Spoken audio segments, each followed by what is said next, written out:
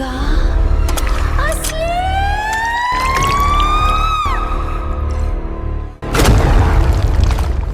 आरव की सांसें अटक गई थी। उसका गला सूख चुका था। पीछे से किसी ने उसके कंधे पर जोर से हाथ मारा।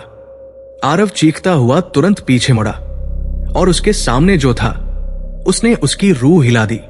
वही औरत, लंबी, हड्डियों जैसी पतली, चेहरा आधा अंधेरे में छुपा हुआ, आंखें इतनी बड़ी जैसे बाहर निकल आएंगी, और उसका जबड़ा इतना खुला हुआ था जैसे पूरा इंसान निगल जाए। उसके दांतों में ताजा खून अटका हुआ था। आरव का शर जाम गया। उसका दिमाग साइंस और रियलिटी के आंसर्स ढूंढ रहा था। पार उस रात साइंस हार रहा था। डर के मारे आरव पीछे हटा, लेकिन उसके पैर फिसल गए और वो सीधा पीछे रखे बड़े आईने से जा टकराया। आईना हिलने लगा। नहीं, सिर्फ हिल नहीं रहा था, वो पानी की तरह लहराने लगा था। आरव समझ ही नहीं पाया कि यह हो क्या रहा है। तभी मिरर के अंदर से एक सेफ्त सदी हुई बाहु बाहर निकली। उसने आरव का गला पकड़ लिया। आरव जोर जोर से हाथ पैर मारने लगा, पर वो चीज इंसानी ताकत से बाहर थी। एक सेकंड में आरव पूरा का पूरा आईने के अंदर खींच लिया गया। आरव ने धीरे धीरे आंखें केचुलाई।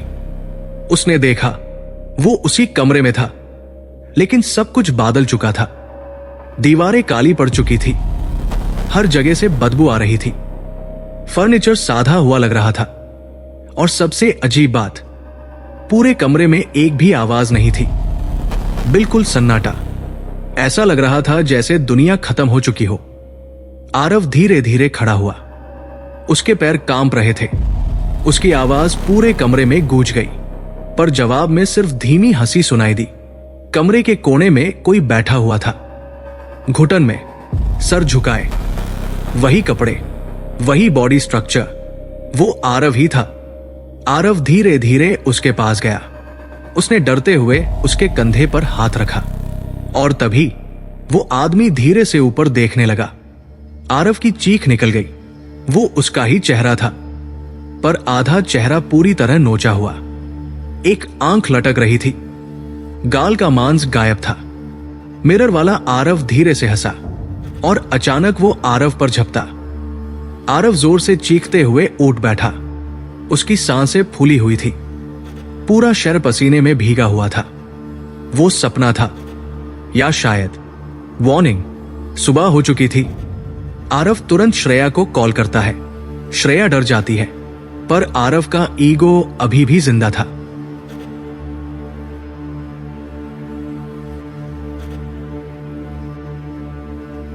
स्कूल पहुंचते ही आरव ने नोटिस किया, पंकज नहीं आया था। पंकज, वही लड़का जिसने उसे श्राप की कहानी बताई थी। आरव को अजीब लगा। स्कूल के बाद वो सीधा उसके घर गया। दरवाजा खुला था। अंदर से रोने की आवाज आ रही थी। पंकज की मां रो रही थी। उसके पिता का चेहरा सेफ्त पड़ा था। आरव तुरंत अंदर गया, और जो उसने देखा वो देखकर उसकी रीढ़ की हड्डी तक ठंडी पड़ गई। पंकज बिस्तर पर पड़ा था। उसका शर बिल्कुल सूखा हुआ लग रहा था, जैसे किसी ने उसका सारा खून छूस लिया हो। उसकी आंखें अंदर धंस चुकी थी, और कमरे में हजारों मच्छर घूम रहे थे। आरव ने पहली बार डर महसूस किया। उसने पंकज के पिता से पूछा, पर वो सिर्फ एक बात बोल पाए। आरव का दिल जोर से धड़कने लगा। उसने तुरंत कहा, पर अंदर ही अंदर वो समझने लगा था कि ये कोई बीमारी नहीं थी। उस रात 3 बजे के आसपास पंकज की मां की आंख खुली। बाहर से हड्डी टूटने की आवाज आ रही थी। उसका दिल बैठ गया। तभी अंदर वाले कमरे से हल्की सी आवाज आई। वो दौड़ते हुए अंदर गई, और अंदर जो था वो इंसानी समझ से पैर था। एक 12 फुट लंबी औरत पंकज के ऊपर बैठी हुई थी। उसका मुंह पंकज के कंधे में धंसा हुआ था। वो उसका मांस नोच नोच कर खा रही थी। खून पूरे कमरे में फैला हुआ था। पंकज आधा खाया जा चुका था। उसकी मां की चीख निकल गई, और वो औरत धीरे से उसकी तरफ मुड़ी।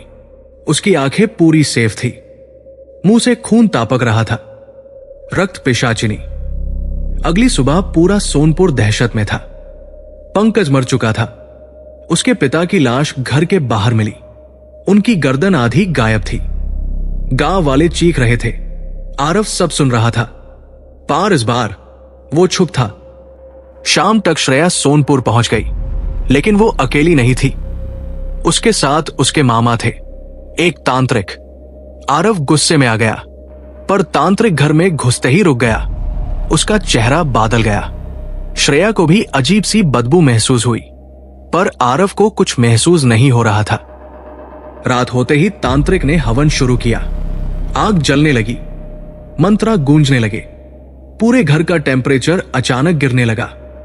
खिड़कियां अपने आप हिलने एलर्जी आई। आरव गुस्से में चिल्लाया। तभी तांत्रिक ने आंखें केचुलाई और सीधा आरव की तरफ देखा। कमरे में सन्नाटा छा गया।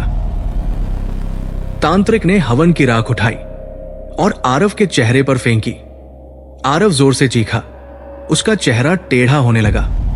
उसकी हड्डियां टूटने एलर्जी आई। उसकी आंखें पूरी काली हो जीएवा आई। श्रेया डर के मारे पीछे हट गई, पर वो आरव नहीं था। वो चीज धीरे धीरे अपना असली रूप लेने लगी। वही औरत, वही राक्षसी चेहरा, रक्त पिशाचिनी। तांत्रिक ने एक नुकीली लकड़ी उठाई और सीधा उस चीज के मुंह में घुसा दी। पूरा घर हिल गया। आग भड़क उठी और अगले ही पाल वो चीज जलकर राख बनने लगी। श्रेया चीखने लगी, पर तांत्रिक ने उसका हाथ पकड़ लिया। तांत्रिक श्रेया को स्टोर रूम में ले गया। दरवाजा खोला गया और अंदर असली आरव की लाश पड़ी थी, सुखी हुई, खून और मान से खाली। विस्पर आरव पहली रात ही मर चुका था। उसके बाद उसके रूप में सिर्फ रक्त पिशाचनी रह रही थी।